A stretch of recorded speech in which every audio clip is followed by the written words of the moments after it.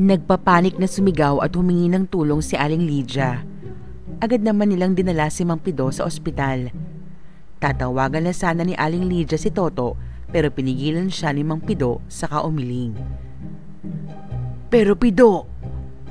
Wala lang nagawa pa si Aling Lydia kung hindi sundin si Mang Pido. Mahigpit niya itong hinawakan sa kamay habang isinakay sa ambulansya.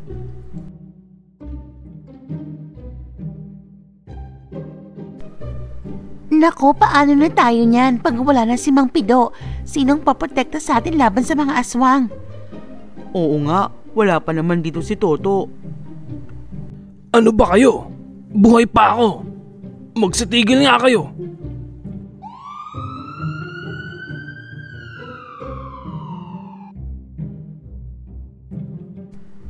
Kinabukasan ay excited na tinungo ni Toto ang unit ng kasintahan. Nakangiti naman siyang sinalubong ni Lay.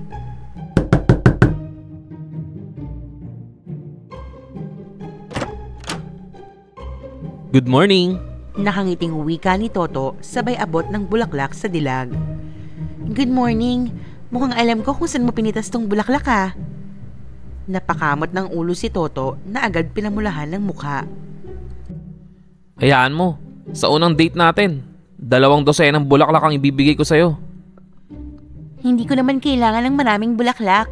Ikaw lang sapat na. Lalo tuloy kinilig si Toto na malakamatis na ang pisngi at ilong sa pula. Ang cute mo palang kiligin. Lalo ka tuloy gumagwapo, love. Love? Oo, love ang tawagan natin. Ayaw mo ba? Hindi naman. Hindi lang siguro ako sanay. Love. Sa pagkakataong ito, si Lay naman ang pinamulahan ng mukha. Halika na, kanina pa nakahanda ang almusal. Pinagluto kita ng tapsilog. Sayang, wala dito si Bong. Tiyak kung kanina pa yung nauna sa mesa. Samantala, naiwan naman si Bong na mahimbingang tulog at nananaginip. Uy, ang daya nyo naman. Di nyo sinabing may tapsilog.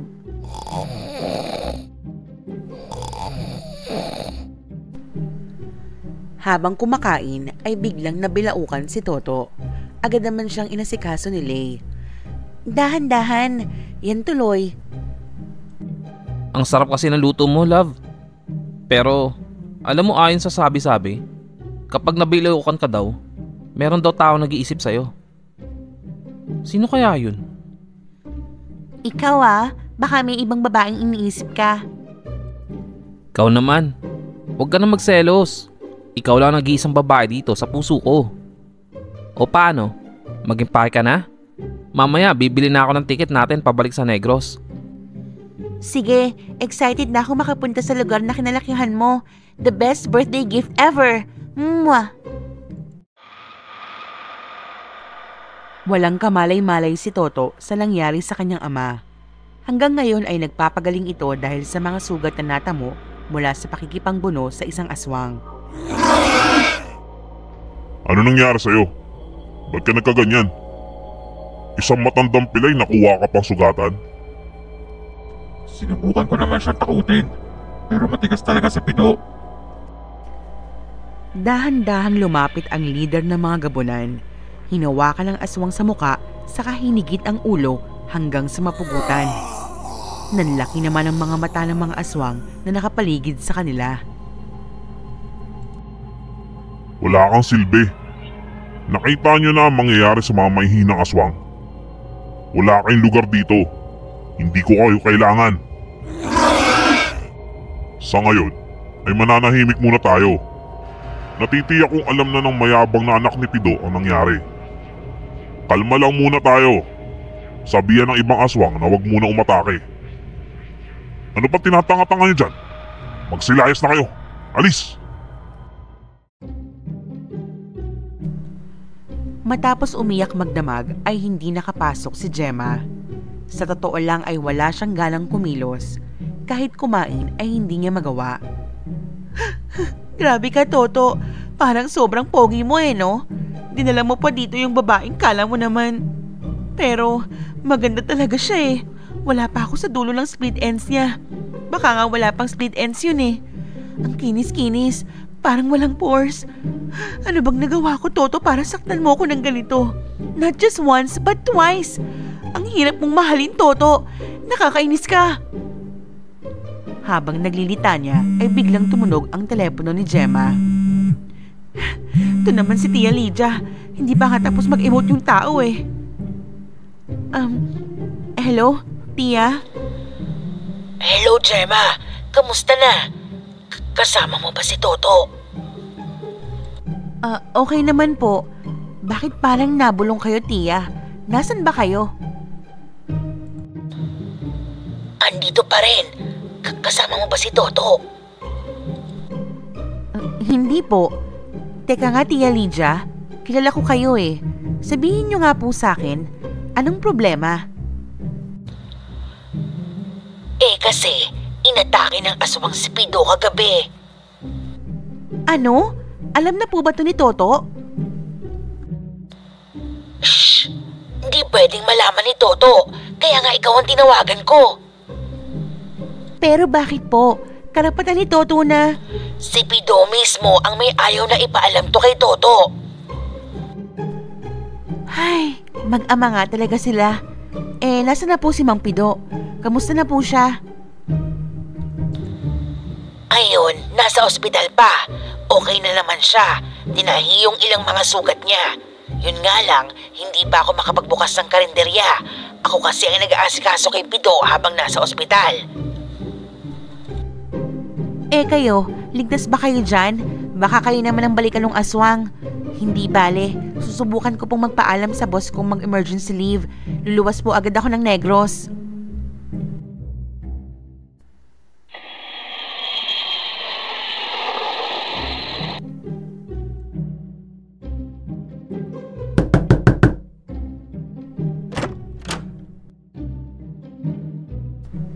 Mano po, Tia? Andyan ka na pala, Gemma. Salamat sa pagdating mo. Halika, maupo ka. Kumain ka na ba? Mamaya na po. Grabe pala ang nangyari kay Mang Pido. Dapat sabihan ng mga tao sa barangay na maging handa. Nako, hindi ubra sa akin yung mga aswang na yan. Hindi ako natatakot sa kanila. Kung gusto niyong mapakinggan ang unang enkwentro ko sa mga aswang, isearch nyo lang sa YouTube ang Aswang Yarn. Okay, back to this episode na. Hindi po ako natatakot. Sa lakas ng boses ni Gemma ay nagising si Mang Pido. Nang makita niya ang dalaga ay bakas dito ang labis na pag-aalala.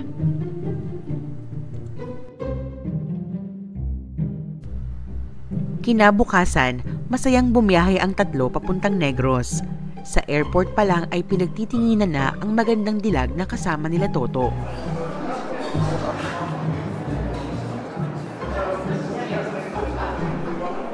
Grabe, ganun na ba ako kagwapo?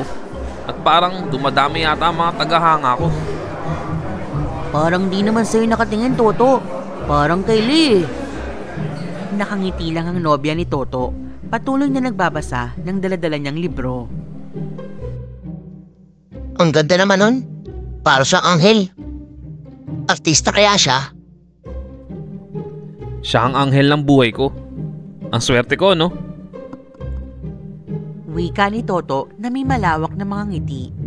Agad naman siyang hinatak ni Lei at sinabihang sasakay na sila sa eroplano. Nakaakbay kay Lei si Toto habang naglalakad. Mukha siyang action star sa suot nitong itim na leather jacket at shades. Pamilyar yung lalaki, parang si Robin Padilla. Bagay sila, mukha naman si Bong Navarro yung sidekick. Komento ng mga nakakita sa kanila sa airport. Grabe naman maka-sidekick to. Tara na nga, baka maiwan pa tayo ng eroplano.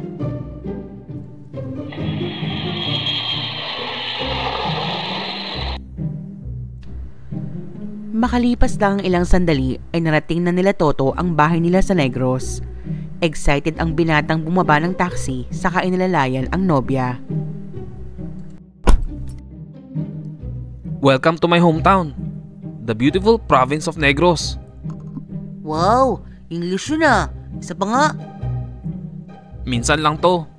Tara na, let's come inside, my love. Ikaw talaga, you never fail to make me laugh. Kaya siguro ako na in love agad sa'yo. Clown ka pala, Insan eh. Loko. At least ako, may love life. Marahang binatukan ni Toto si Bong bago pindutin ang doorbell.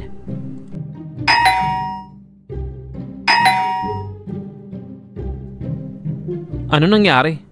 Bakit walang sumasagot? Tay! Andito na po kami!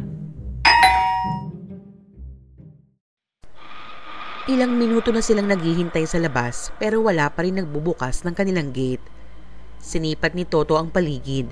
Napukaw ang pansin ni Toto ng isang basag na bintana. Agad siyang umakyat ng gate at pumasok sa loob. Nadatnan niya ang mga basag na gamit, nakataob na lamesa at wasak na pinto sa kwarto.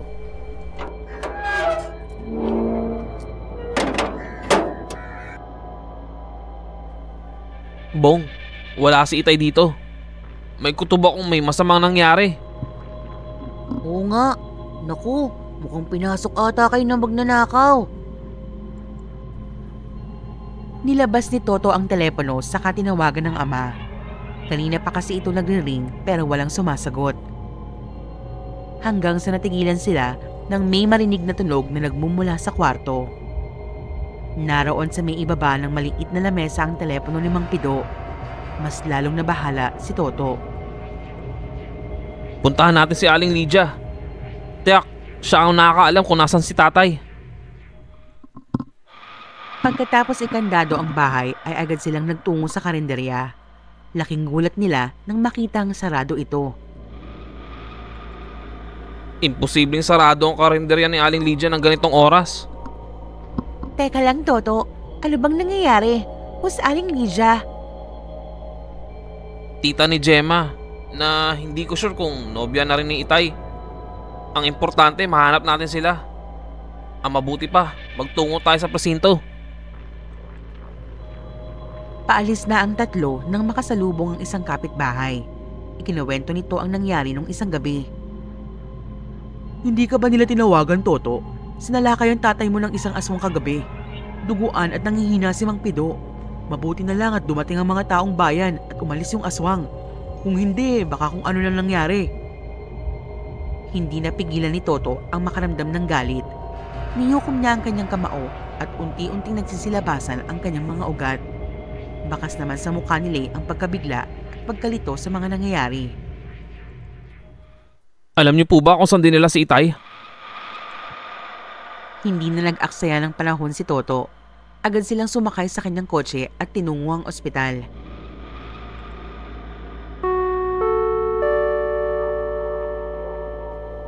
Paging Dr. Reyes, please proceed to the OR. Nurse, saan ang room ni Florencio Pido Guzman? Sino po sila? Ako si Toto, 25, ang poging aswang hunter ng Negros. Sandali lang. Lorenzo. Room 3B po sa may second floor. Salamat, nurse.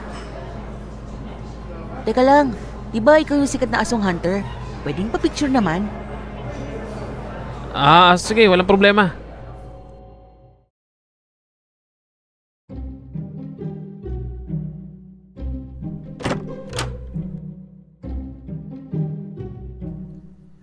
Tay! Bakit mo ko iniwan? Bakit? Hindi ba lalaban pa tayo? Ipaghihiganti pa natin si Inay.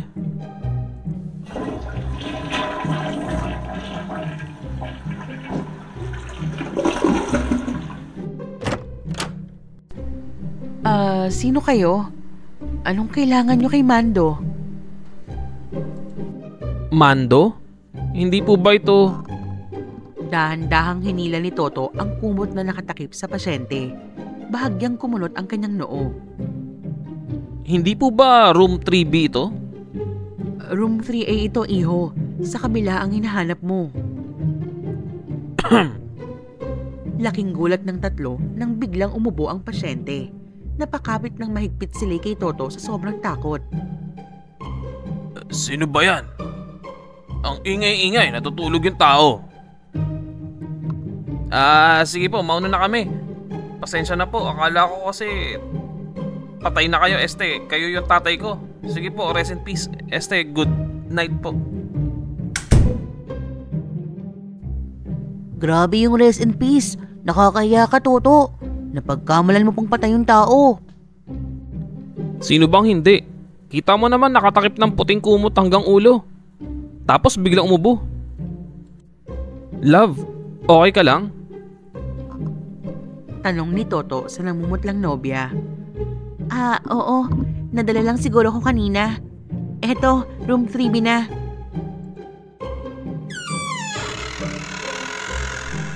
Nasa loob si Mang Pido na humihigop ng sabaw habang inaalalayan ni Aling Lydia. Tay, masaya ako, buhay pa kayo. Wika ni Toto sabay yakap ng mahigpit sa ama. Tarantado, malamang buhay pa ako. Anong ginagawa mo dito? Mahal, huwag mo sa aking sabihin tinawagan mo ang ngokong na ito. Mahal? Gulat na wika ni Toto. Ayos parehas pa kayong lumalove life mag-ama. Sana all may jowa. Napatingin si Mang Pido sa magandang babaeng kasama ni Toto. Agad itong umayos ng upo sa kalagpunas ng bibig. Akala ko, nasa langit na ako. At may anghel na dumating.